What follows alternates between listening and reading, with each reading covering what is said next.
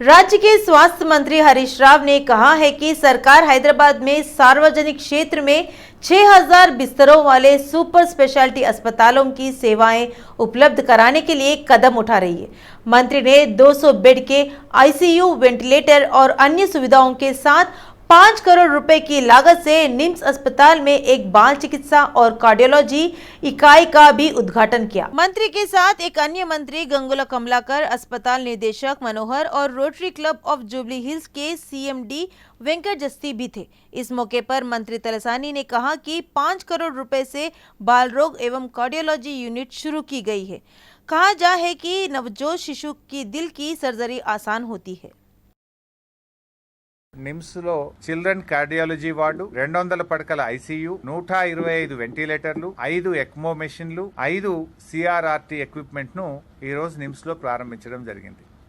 గత 6 నెలల్లో నిమ్స్ కు కొత్త ఎక్విప్మెంట్ కొనుక్కోవడానికి ప్రభుత్వం 186 కోట్ల రూపాయలు మంజూరు చేయడం జరిగింది. ఇది కాకుండా నిమ్స్ ను ఇంకా బాగా ఎక్స్పాండ్ చేయాలని కూడా గౌరవ ముఖ్యమంత్రి గారు నిర్ణయించారు. మనకి ఈరోజు నిమ్స్ దాదాపు 1480 పడకలతో నిమ్స్ సేవలు అందిస్తూ ఉంది.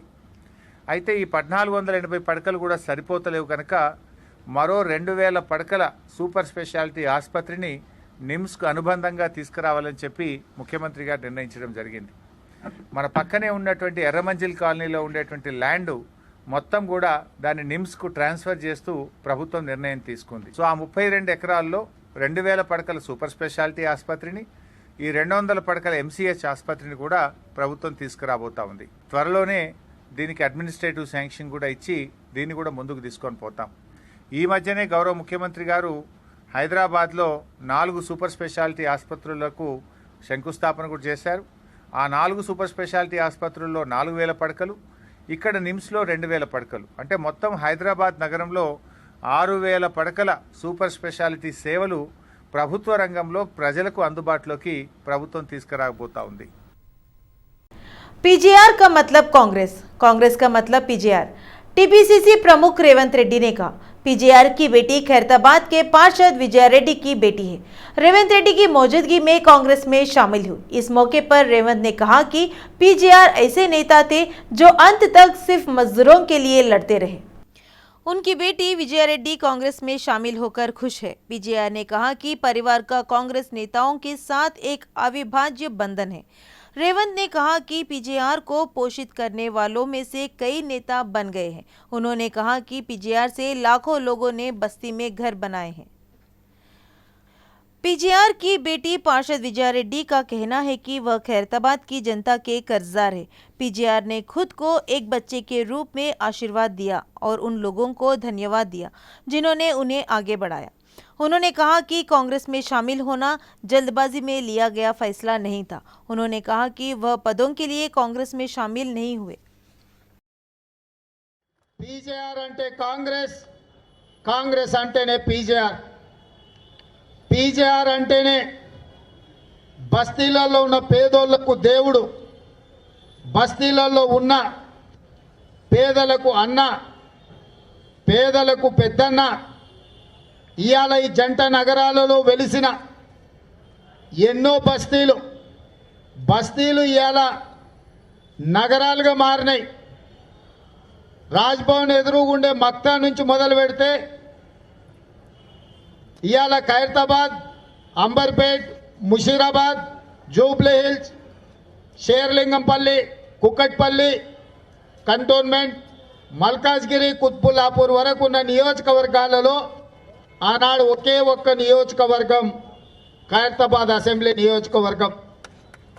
ఆనాడు పీజేఆర్ గారు ఖైరతాబాద్ నియోజకవర్గానికి ప్రాతినిధ్యం వహిస్తున్నప్పుడు దేశంలోనే అత్యంత పెద్ద శాసనసభ నియోజకవర్గం ఏది అంటే అది ఖైరతాబాద్ అని చెప్పి అందరికీ తెలుసు. అలాంటి ఖైరతాబాద్ నియోజకవర్గానికి ఇతర జిల్లాల నుంచి, ఇతర ప్రాంతాల నుంచి, ఇతర రాష్ట్రాల నుంచి ఎవరు వలస వచ్చినా నెల 15 రోజులు, నెల 2 నెలల నుంచి చూస్తున్న పరిస్థితులు చాలా గందరగోళమైన పరిస్థితులు. అటు దేశంలో కానీ రాష్ట్రంలో కానీ ప్రజలకు ఆందోళన కలిగించే విషయాలు. ఎస్పెషల్లీ ఈ మధ్య నాకు జంట నగరాల్లో జరిగిన కొన్ని విషయాలు కలవరపరిచినాయి. ఇంత మన సిస్టమ్ ఉండి షీ టీంలని చెప్పుకుంటున్న, డేగ కన్ను అని చెప్పుకుంటున్న మన మహిళలను మనం కాపాడుకోలేకపోతున్నాము. అదేవిధంగా యువతకి పక్కతోవకి వెళ్తున్న వారని మనము సరైన బాటలో పెట్టుకోలేకపోతున్నాము. కానీ ప్రభుత్వం రోజు రోజు కూడా ప్రజలను ఆకర్షించడానికి పథకాలు తెస్తున్నది, కానీ వాళ్ళకి సంతృప్తి చెందే పనులు మాత్రము చాలా అరుదుగా అయిపోతా ఉన్నాయి. ఈరోజు నేను గాంధీ భవన్లో కాలు పెడుతుంటే మా నాన్నగారు అంతిమ యాత్రని గుర్తు వచ్చింది. ఇక్కడి నుంచి ఈ 3 రంగుల కండువా దించేది లేదు, ఎటు చూసేది లేదు, ఒకటే బాట, పీజీఆర్ గారి బాట.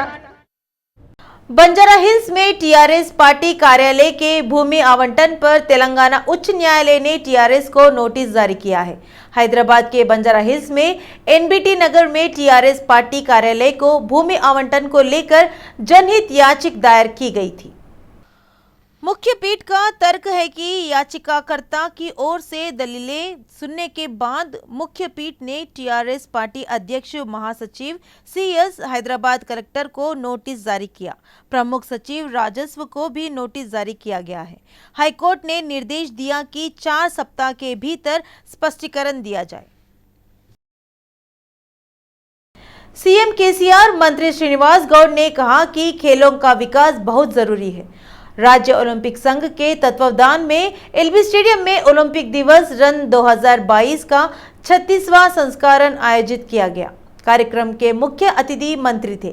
इस अवसर पर मंत्री श्रीनिवास गौड़ ने कहा कि राज्य के सभी निर्वाचन क्षेत्रों में खेल विकास के तहत खेल मैदान का निर्माण किया जा रहा है। उन्होंने कहा कि आधे से अधिक खेल के मैदान पहले ही बनकर तैयार हो चुके हैं और शुरू हो चुके हैं। ఒలింపిక్ అసోసియేషన్ ఆధ్వర్యంలో ఈరోజు ఘనంగా ఒలింపిక్ రన్ నిర్వహించుకోవడం జరిగింది. ప్రపంచవ్యాప్తంగా ఈరోజు ఒలింపిక్ రన్ నిర్వహించుకోవడం 33 జిల్లాల గత 19 తారీఖు నుంచి కంప్లీట్ చేసుకొని ముగింపుగా ఈరోజు రన్ నిర్వహించుకోవడం జరిగింది. ప్రతి మనిషి ఆరోగ్యంగా ఉండాలని, క్రీడలకు వయసుతో కానీ కులంతో కానీ మతంతో కానీ సంబంధం ఉండదని, ఆరోగ్యమే మహాభాగ్యం, ఆరోగ్యంగా ఉండాలంటే ప్రతిరోజు ఏదో ఒక ఆటలో పాటల్లో ఉండాలనే ఆలోచనతో ఈరోజు ప్రపంచవ్యాప్తంగా నిర్వహించుకోవడం జరుగుతూ ఉంది. తెలంగాణ రాష్ట్రం ఏర్పడిన తర్వాత ప్రజలు ఆరోగ్యంగా ఉండాలని ప్రతి కాన్స్టిట్యూన్సీలో ఒక స్టేడియం ఉండాలని చెప్పి ఆలోచనతో ముఖ్యమంత్రి గారు అన్ని శాంక్షన్ చేయడం జరిగింది. ఇప్పటి వరకు దాదాపు 50% స్టేడియాలు ప్రతి నియోజకవర్గంలో కంప్లీట్ చేసుకున్నాం. ఇవే కాకుండా మీరు గమనించండి, ప్రతి గ్రామంలో కూడా ప్రకృతి వనాలు ఏర్పాటు చేసి, వాకింగ్ ట్రాక్లు ఏర్పాటు చేసి ప్రతి గ్రామంలో కూడా యువకులు కానీ వృద్ధులు కానీ వాకింగ్ చేయడానికి అవకాశం కలిగించి मंत्री तलसानी श्रीनिवास यादव की पहल से फिल्म कार्मिकों का वेतन बढ़ाने की वार्ता सफल रही। दिलराज की अध्यक्षता वाली समन्वय समिति श्रमिकों के वेतन वृद्धि को अंतिम रूप देने के लिए आगे की चर्चा करेगी। इस मौके पर निर्माता सी कल्याण ने बताया कि मंत्री तलसानी की पहल पर फेडरेशन के सदस्यों का साथ बैठक की गई। शूटिंग आज से हमेशा की तरह जारी रहेगी। उन्होंने कहा कि बढ़ा हुआ वेतन समन्वय समिति के निर्णय के बाद महासंघ और चैम्बर के माध्यम से श्रमिकों के पास जाएगा। कल्याण ने खुलासा किया कि श्रमिकों को अंतिम मजदूरी का भुगतान किया जाएगा। हम वेतन वृद्धि से खुश हैं।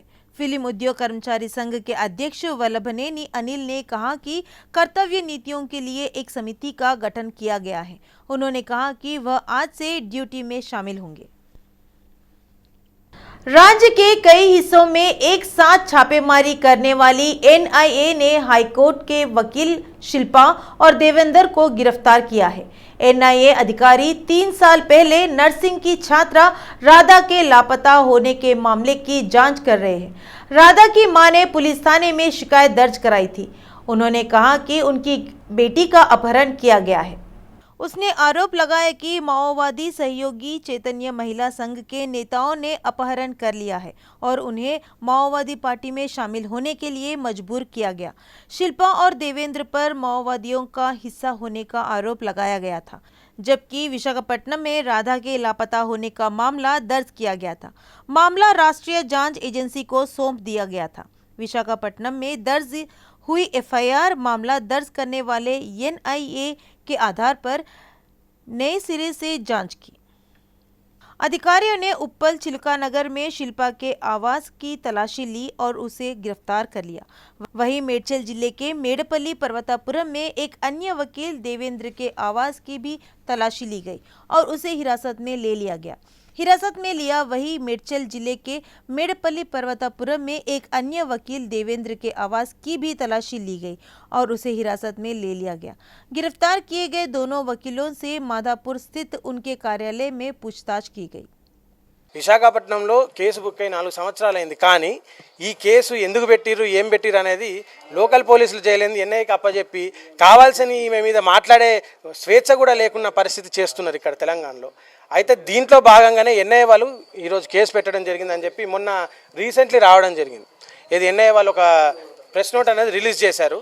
అయితే ఈ రిలీజ్ చేసిన దాంట్లో ఇంత సడన్గా అసలు మాకు తెలియకుండా ఒక నోటీస్ కూడా ఇవ్వకుండా డైరెక్ట్ ఇంటి మీదకి వచ్చేసి పొద్దున 6 గంటలకు మహిళలు ఉన్నారు, మా అమ్మగారు ఉన్నారు, వెంటనే వచ్చేసి దాడి చేసేసి ఇంట్లో ఉన్న వస్తువులన్నింటినీ కూడా చెల్లాచెదరు చేసేసిన పరిస్థితులు.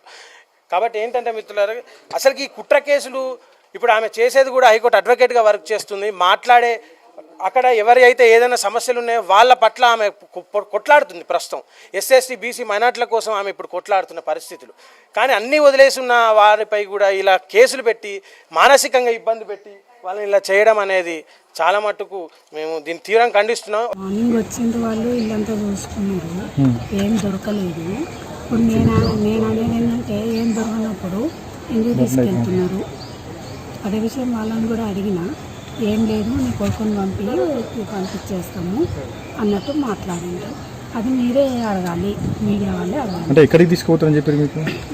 అది హైటెక్ సిటీ దగ్గర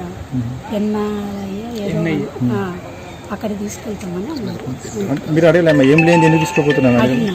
అడిగితే ఏం లేదు, మీరేం భయపడాల్సిన అవసరం లేదు, మీ కొడుకుని పంపించండి, మీ కొడుకుతోటి వచ్చేస్తుంది మీ కోడలు అన్నట్టు మాట్లాడింది. మీ కొడుకు పేరు ఏమన్నా? కిరణ్. కోడల పేరు శిల్ప. మీ కొడుకు ఏం చేస్తాడు? ఇది అంబేద్కర్ సంఘం, అంబేద్కర్ పులే సంఘం. ఏం పేరమ్మా? కిరణ్.